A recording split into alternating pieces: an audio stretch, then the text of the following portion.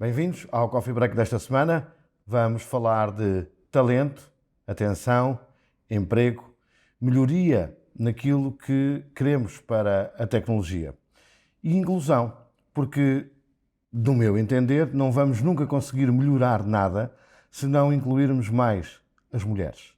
É um talento imprescindível para estas questões, por exemplo, da inteligência artificial, porque têm uma visão de gestão, do meu ponto de vista, na maioria dos casos, não será mais capaz nem menos capaz, mas tem uma capacidade de olhar para aquilo que nós homens não olhamos, e isso traz à gestão das empresas algo muito importante.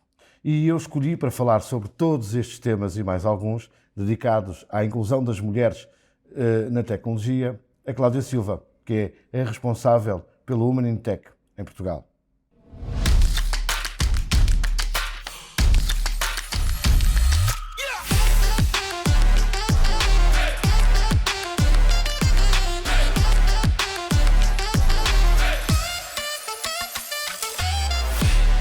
Este conteúdo é patrocinado pela Rumos, especialista em formar profissionais e equipas para os desafios tecnológicos e de inovação. Olá, Cláudia. Muito obrigado por ter aceito esta nossa conversa. Já conversámos noutros cenários. E a minha primeira questão vai por uma percepção que eu tenho, que provavelmente até pode ser errada, mas que gostaria de conversar consigo, que é, toda a gente fala, ou seja, o tema das mulheres na tecnologia passou a ser algo perfeitamente normal de conversarmos, passaram-se algumas barreiras. Até hoje os mais machistas falam que é necessário incluir as mulheres, porque vêm-se aflitos com falta de talento e, portanto... E a minha questão é, muito se fala e não se faz muita coisa. Ou estou errado? Está errado. Está errado porque, neste momento, temos alguns anos de políticas públicas e de iniciativas privadas que identificaram este tema perante dados. E quando nós estamos a falar de inteligência artificial, hoje em dia, há uns anos, verificou-se que a entrada de mulheres na tecnologia era muito pequena. O número das mulheres presentes na área da tecnologia era muito pequena. E temos que separar aqui dois factos importantes. Portugal teve sempre uma participação muito grande das mulheres nas áreas de STEM, de ciência. Mas quando olhamos para a tecnologia pura e dura, ou as tecnologias da informação e comunicação, as TIC, como lhe chamam, o número era muito baixo.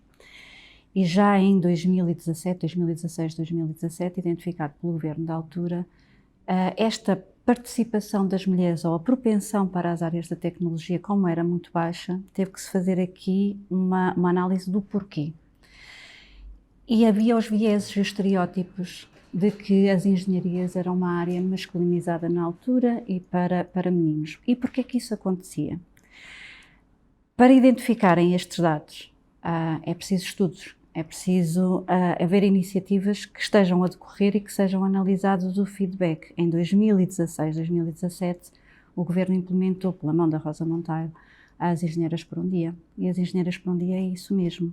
É um trabalho que é feito junto das estudantes que estão entre os 14 e 15 anos, naquela altura em que se decide qual é a área que nós vamos seguir, para fazerem ações com empresas, para fazerem ações com pessoas, nomeadamente mulheres que estavam nesta área da tecnologia, a mostrarem o que é que se faz na tecnologia. Portanto, as Engenheiras por um Dia começaram com este propósito. Claro que não trabalham só as meninas, trabalham turmas de alunos que estão nesta área de decisão e alunos também entre o 10º, 11º e 12º ano. Portanto, depois, reparem, naquela fase ainda há tempo de mudar, ainda há tempo de perceber se nós queremos experimentar uma coisa dentro da área da tecnologia e irmos para um curso superior dentro desta área. Os números não mentem. Desde essa altura, a diferença, conseguiu-se ali uma percentagem, 2% de mulheres a irem para esta área, entre os 19% a 21%, e agora voltámos novamente, com dados do ano passado, mulheres nesta área, diplomadas na área de TIC, nos 19,6%. Anda ali, ronda entre os 19 e 21%. Ainda assim estamos acima da média europeia, mas não chega. Porque isto tudo é o pipeline daquilo que depois se vai refletir nas áreas de governança das empresas, na atração do talento. E as empresas começaram a perceber que, se nós não as temos na saída da universidade, temos que as atrair efetivamente para elas virem para esta área da tecnologia e mostrar que a tecnologia tem propósito. Portanto, contrapondo aquilo que diz que não se faz nada, faz-se. Faz-se muito. Há iniciativas privadas, há bolsas de estudo só para as áreas de tecnologia para mulheres, portanto, uma discriminação positiva para a atração. Há este trabalho de desconstrução de estereótipos e há esta demonstração daquilo que é o propósito da tecnologia e como é que as mulheres, as jovens mulheres que estão a pensar seguir uma carreira no futuro podem incorporar a tecnologia para fazerem o propósito dela. Agora, se me disser assim, não há nada consolidado e estruturado, há muitas parcerias que se fazem entre universidades, as empresas estão em contacto direto com as universidades para que hajam iniciativas conjuntas para fazer esta atração, daquelas que já estão na universidade para conseguirem perceber o que é que as empresas fazem, como é que devolvem para a sociedade, e depois também junto das escolas. O que é que se percebeu? Percebeu-se que é necessário fazer um trabalho ainda mais amontante. Não é só na fase dos 14, 15 anos, já há muitos estereótipos enraizados, é preciso ir atrás, é preciso ir às escolas primárias e às pré-primárias. E, portanto, com esse objetivo e estruturado, o Governo este ano, pela mão da Ministra da Margarida Balseiro Lopes, lançou um projeto estruturado, um programa estruturado de raparigas na STEM, e, portanto, que vai ser lançado agora no início de 2025 e que pretende exatamente isto, abarcar todas estas dimensões, digamos assim, das iniciativas que estão a ser feitas já hoje em dia. E as engenheiras por um dia continuam. Quando eu falava do não se faz nada, olhava para as empresas, é um defeito que tem. Mas faz-se muito. Mas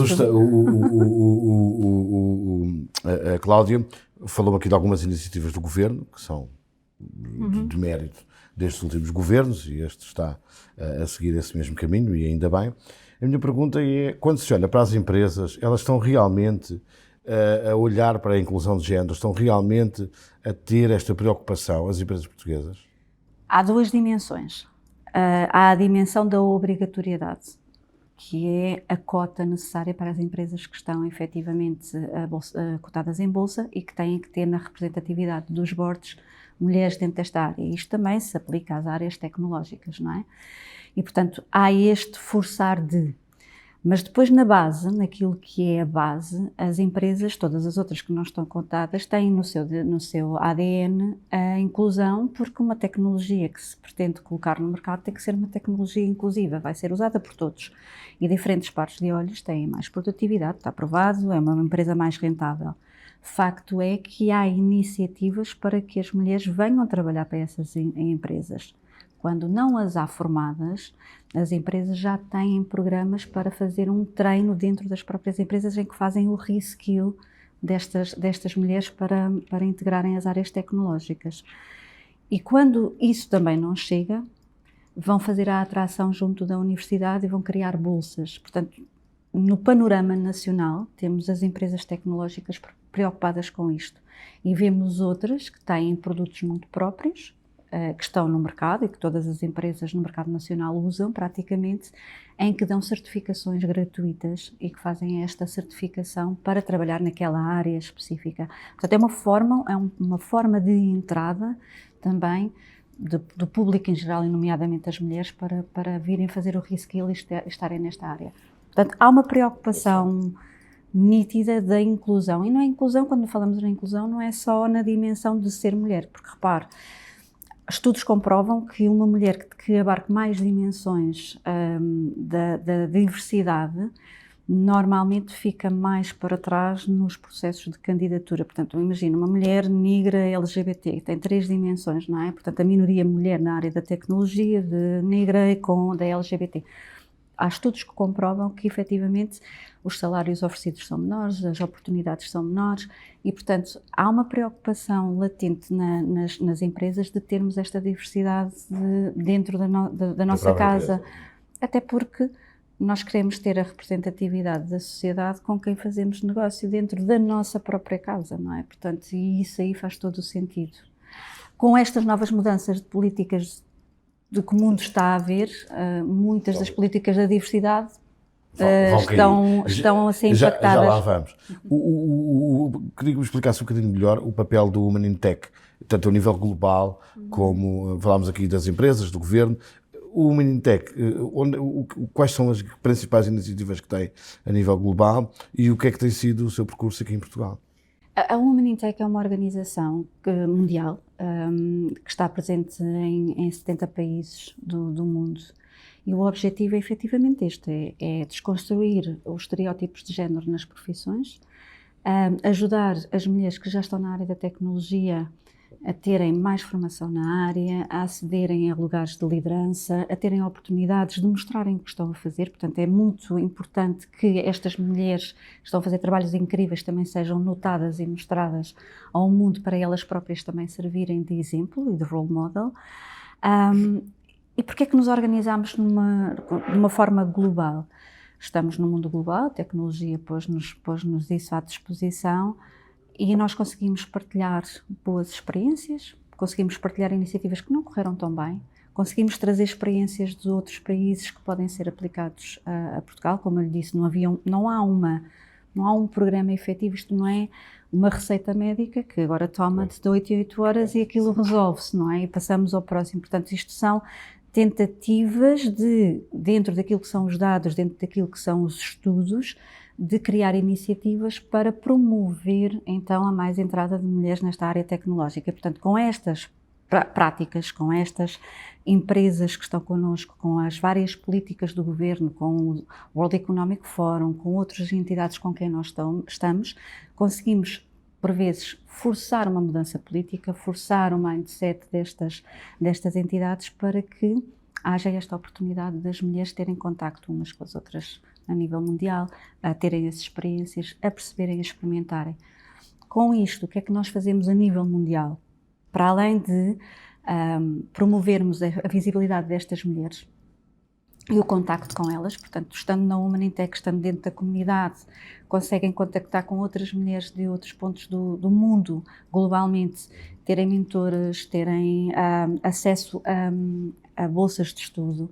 Fazemos parcerias com universidades em que temos cursos online em que são gratuitos, apenas pagam o valor do certificado. Por exemplo, com a Universidade do Luxemburgo acontece isto e, portanto, qualquer pessoa da comunidade acede gratuitamente a esses cursos online, portanto, tem a possibilidade de fazer este caminho. E depois temos os nossos próprios eventos locais e globais, onde estamos todas juntas e onde partilhamos estas experiências. Os eventos globais servem para isso mesmo, para várias pessoas de todo o mundo estarem juntas e perceberem como é que podem fazer mais pela comunidade.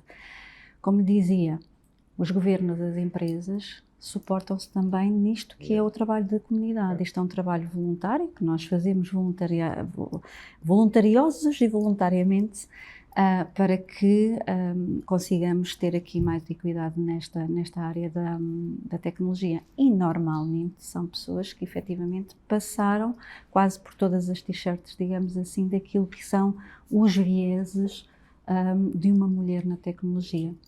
Muito bem, mas e agora indo ao assunto, que é todo este trabalho, olha-se agora para aquilo que é o país exemplo na economia e que muitas empresas vivem e olham e querem ser uma empresa como uma empresa nos Estados Unidos, vê-se a posição do novo presidente dos Estados Unidos e não fica para vocês uma sensação de que todo este trabalho que foram fazendo ao longo dos anos se vai perder? Há reveses, como em tudo.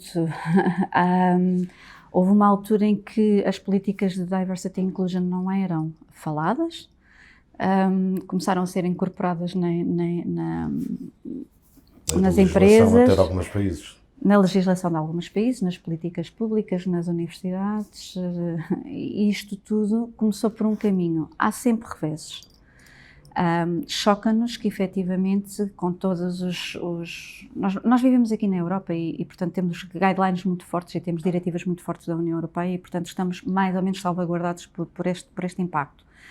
Choca-nos que efetivamente qual é o respaldo que isto vai ter, que ainda não sabemos qual é o respaldo que isto vai ter Num futuro Pode até não acontecer, não é? Conhecendo o senhor como... Num futuro próximo da tecnologia, até porque estamos num momento de viragem da quarta era da Revolução Industrial e pela adoção da inteligência artificial, pela qualidade dos dados, pelos produtos que nós pomos na rua, pela forma como os algoritmos são feitos, e se nós não tivermos este cuidado de ética, de termos todos os pares de olhos e termos os humanos e aquilo que nos caracteriza a trabalhar nestas áreas, podemos ter aqui, e dentro do monopólio tecnológico que nós conhecemos, podemos ter aqui alguns vieses perpetuados no futuro. Portanto, preocupa-nos. Nós vamos ter agora o nosso Summit Global em Osaka, em parceria também e com a Expo, e vamos assinar um protocolo de Osaka, este mesmo chamado Protocolo de Osaka, em que tem uma série de pontos em que estas líderes mundiais e estas pessoas que estão a trabalhar e as empresas que estão connosco vão assinar de forma a que continuemos o nosso trabalho. Isto não vai parar o nosso trabalho. Aliás, é conhecido que para nós atingirmos a equidade temos 100 e tal anos pela frente. Portanto, o revés já existia e os vieses já existiam. E isso não nos limitou o nosso trabalho, ou não nos limitou a visão de continuarmos o nosso trabalho. Nós não temos o poder de mudar, temos o poder de influenciar. Conseguimos ajudar as mulheres em alguns objetivos que elas têm, conseguimos mudar mindsets e desconstruir estereótipos e com isso fazer o caminho. Mas nós não temos o poder de mudar tudo. Vou-lhe pedir duas coisas. Vou-lhe fazer aqui dois retratos que lhe queria pedir dentro do seu conhecimento, que é muito importante perceber. Uma jovem que tenha receios de encontrar essas questões de género ou essas barreiras de género numa carreira de tecnologia. Como é que deve olhar para este assunto? Primeiro de tudo, a jovem que está interessada pela tecnologia tem que perceber o que é que quer fazer com ela, qual é que é o propósito da tecnologia. Não é? Porque muitas das vezes, e isso aconteceu-me a mim, portanto falo com conhecimento de causa, eu tirei um curso de Engenharia Informática e quando cheguei perto da conclusão do curso perguntei-me o que é que eu ia fazer com aquilo. Não é? Com o somatório de todas as aprendizagens que eu tive mais técnicas, mais tecnicistas. Eu iria estar atrás de um computador a produzir algo que não sabia para quê. Portanto, é importante nós incorporarmos o propósito. Eu quero fazer algo dentro da tecnologia que vai ter um impacto. E depois procurar as empresas que estão a criar esse impacto. E perceber dentro das empresas como é que elas lidam com as pessoas. Não adianta haver uma série de políticas públicas ou de códigos de trabalho ou de legislação quando dentro das empresas elas não são tratadas como pessoas. Não é? Enquanto se continua a perpetuar aquilo que é os vieses das profissões e do tratamento das mulheres dentro das quatro paredes de uma empresa. Portanto, se há equilíbrio, se somos tratados para haver um bem-estar profissional e pessoal. Se os produtos que nós pomos na rua são efetivamente para o bem da sociedade, portanto é perceber onde é que elas querem estar dentro da tecnologia. E não se prendam pelo facto de dizer eu gosto muito de letras, gosto muito de direito, gosto muito de psicologia. Todas estas profissões têm lugar no mundo tecnológico e cada vez mais. E portanto, pese embora a paixão delas possa ser psicologia, pode ser sempre necessário elas estarem dentro de uma área tecnológica para as questões de ética, para as questões de acompanhamento de outras profissionais e, portanto, darem o seu contributo dentro da área de expertise delas numa tecnológica. Nós não íamos, quando eu estava a estudar em Engenharia Informática, fazia lá a ideia que a Uber ia nascer. Eu chamava o táxi, subia ao táxi e fazia sinal, não é? Não chamava o Uber e ninguém me entregava comida em casa. Portanto, nós tínhamos que sair e ir buscar a comida quando começou a haver os takeaways. Portanto, todas estas plataformas ou todas estas profissões que nasceram de uma necessidade daquilo que é a sociedade, porque a sociedade vai mudando, pode nascer de uma pessoa com uma área de psicologia, uma área de ética, uma área de direito. A medicina é uma área que me preocupa, porque se nós olharmos para os nossos cursos de medicina aqui em Portugal, ainda não estão a incorporar a tecnologia de base. E depois eles chegam ao mundo do trabalho e a tecnologia é lidar com isto no dia a dia. Portanto, temos que nos ir adaptando e não se prendam. Meninas que querem seguir a engenharia informática ou que querem seguir uma área tecnológica, as ciências dos dados, a inteligência artificial, mesmo que não seja da vossa área base, tentem saber o que é que está a ser feito no mundo, porque podem ter uma formação complementar. Agora, nós precisamos de vocês nas áreas base. As engenharias ainda estão com um número muito dentro dos 10%, 12% de meninas nesta área, a engenharia eletrotécnica, a engenharia a informática, portanto ainda há esta disparidade e esta assimetria de género. E é importante nós termos-las na base, que é para depois, na entrada nas empresas, elas irem crescendo e chegarem a uma decisão de topo. Aquelas posições em que têm o dinheiro, em que conseguem dizer assim, ok, esta é a minha tomada de decisão, esta é a minha tomada de decisão para o negócio e influenciam efetivamente as políticas e o negócio das empresas para se tornarem mais inclusivas. Claro, é mais complicado uma mulher que sente que todos os dias, no seu local de trabalho, que os seus colegas homens conseguem fazer com que a qualidade do trabalho dela seja quase que posto de lado. Que a questão do género a afete no seu caminho profissional. O que é que deve fazer? A resposta fácil é sair da empresa, não é?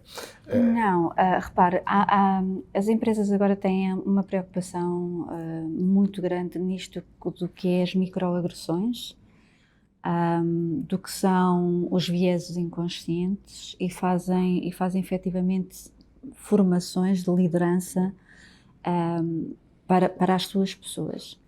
Tema, nós temos a sociedade, não é? Que é uma sociedade que tem todos estes vieses mais masculinizados e enraizados, uma sociedade mais paternalista, que ainda vê e que dados comprovam, é só ir ao relatório da SIG, dados comprovam que a mulher ainda tem o peso do cuidado da família, ainda tem mais horas de trabalho naturalizado, que é o trabalho doméstico não remunerado, que ainda tem, que os homens, pese embora tenhamos a política da parentalidade conjunta, ainda não estão nos valores equitativos para o cuidado até no nascimento do filho.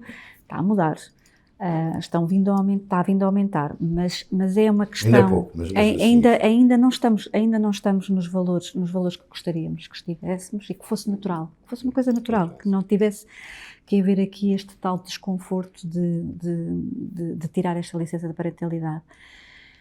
É preciso ver que temos aqui duas dimensões, temos a dimensão da empresa e temos a dimensão da própria pessoa, e não podemos excluir isso.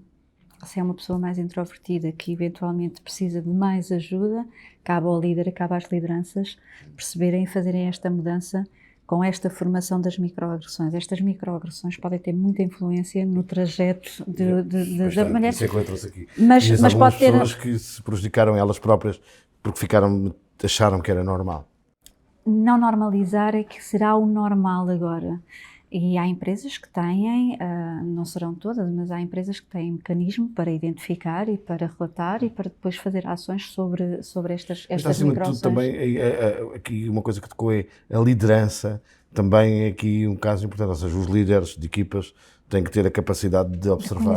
De conhecer quem é a minha equipa, de conhecer como é que são as pessoas da minha equipa individualmente, conhecer quais são as capacidades dela e promover a inclusão de todos. Isto passa por coisas muito simples de, numa reunião, pedir-se a opinião de toda a gente e dar-se o mesmo tempo de apresentação da ideia sobre o tema que estão a debater. Isto é a inclusão de todos, porque não raras vezes vemos uma mesa com duas pessoas que falam mais e que intervêm mais, porque são mais extrovertidos, têm menos receio de expor as suas ideias ou de se sentirem eventualmente discriminados por a ideia não ser tão boa. Todas as ideias são boas, mas dar ao mesmo tempo às pessoas. Cabe ao líder. O que é que se passa? Normalmente nas empresas pode acontecer nós termos uma estratégia, termos a estratégia de desmistificar isto do que são as microagressões, de dar esta formação, de termos uma estratégia muito bem definida de diversidade e de inclusão e até para os próprios líderes. Temos as bases que estão preparadas e depois termos aqui um middle management que não está tão preparado para olhar para as pessoas. Portanto, é preciso apostar nisto. Mas é preciso também dizer a quem se sente para falar. E se não for em âmbito de equipa, ser efetivamente com líderes. Sinto-me, aqui, esta ação faz-me sentir desta forma. A minha percepção é esta. Está correta ou não está correta? Isto também cabe às lideranças. Quando diz que o trabalho fica ali escondido, as mulheres têm tendência a ser mais interrompidas pelos homens nas conversas, o trabalho ser um trabalho de suporte e normalmente quem é apresentado não é quem faz, portanto quem apresenta essas conclusões não é quem faz o trabalho, não é? Portanto é dar a possibilidade da minha equipa crescer, porque se a minha equipa cresce, se a minha equipa cresce profissionalmente, que ganha outras competências, eu cresço enquanto líder, enquanto team leader daquela equipa. Portanto é esta visão que normalmente está a acontecer. Nas startups isto acontece, portanto elas vêm com uma visão mais diferente, já mais fresca. Nas empresas mais tradicionais, com muita gente, empresas que têm diferentes gerações, e também vamos falar um bocadinho disto, as diferentes gerações a trabalharem conjuntamente, por vezes não é tão fácil fazer a mudança, mas estamos a caminhar para lá, portanto, e alguém que tenha dificuldade nisto, que está a trabalhar, não vai sair da empresa. Vai procurar a Humanintec, vai procurar outras comunidades que estão a fazer este trabalho e vai procurar uma mentora. Okay. É tão simples quanto isso. As mulheres mentoradas, e há estudos que comprovam, eu não vou dizer nomes de estudos para não amassar, mas há estudos que comprovam, é só pesquisar na internet, há estudos que comprovam que uma mulher mentorada ou que faça uma mentoria tem mais probabilidades de avançar na sua carreira do que aquela que não tem. Portanto, neste momento há programas de várias comunidades de mentorias com pessoas que estão no mercado e que estão em posições de liderança e que trilharam o caminho até lá chegar e, portanto, é só... pessoas para poderem ajudar. Para partilharem, para ajudarem. Não fazer da mentoria um caso de debate, de mimimi. Sim, e é aproveitar, de facto, eu quero chegar ali, eu tenho esta dificuldade, como é que eu vou? E aceitar que, de facto, às vezes a mudança também passa por nós. Cláudia, muito obrigado por esta conversa fantástica. E dizer o quê? Dizer isto mesmo, dizer que sem mulheres as empresas não vão progredir nem chegar à excelência. E é isso que os empresários e que os chefes de equipa devem estar atentos. Às vezes, dentro das suas equipas, são escondidos projetos fantásticos, porque o homem tem sempre a mania que é pavão, com toda a consciência daquilo que acabei de dizer. Nós, até para a semana.